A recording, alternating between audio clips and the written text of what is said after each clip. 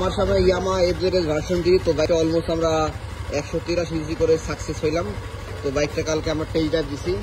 Test drive দেওয়ার পরে FZ version 2 Gixxer monotone এটার সাথে পারে না, এবং কি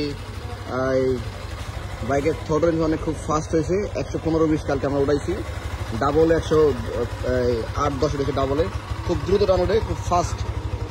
এই বাইকের খুব পাওয়ার কম, সবাই জানেন এই ভার্সন 3 বাইকটা খুব পাওয়ার কম, ল্যাক্স। এটা গাড়ি ওভারটেক করতে অনেক টাইম লাগবে। তো যেই ভাইয়ের বাইক, ওই বড় ভাই আসলে ভাই বলে আমাদেরকে যে ভাই এই বাইকটা আমি কোনো বাইক বা কোনো কার জন্য ওভারটেক করতে যাই বা সেক্ষেত্রে অনেক টাইম লাগে।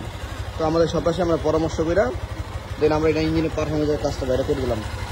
বাইকের সাউন্ড মুড কিন্তু অলমোস্ট পুরো সুন্দর। দেন আমরা এখান থেকে এটা কাইটে ফেলবো, এখান থেকে এটা কাইটা, এখান থেকে এটা হাড়িটা ফালাই দেবো, কনভার্টারটা ফালাই দেবো। তাহলে বাইকের ফ্রি ফ্লোটা হবে, বাতাসটা খুব দ্রুত বের হয়ে যাবে সারা সাথে। ঠিক আছে। আর এই বাইকটা পুরো ইউজি সাসপেনশন লাগাবো, পুরো 1,30,000 টাকা বাজেট। 1,30,000 গাড়িটা রেডি করতে হবে। তো এটার ভিডিওটা আজকে বিকালবেলা ছাড়বো। এটা টপ স্পিডের ভিডিও, বা 0 to 100 খুব কত দ্রুত ওঠে, খুব ফাস্ট। আসলে আমি ভাবতে পারি না বাইকের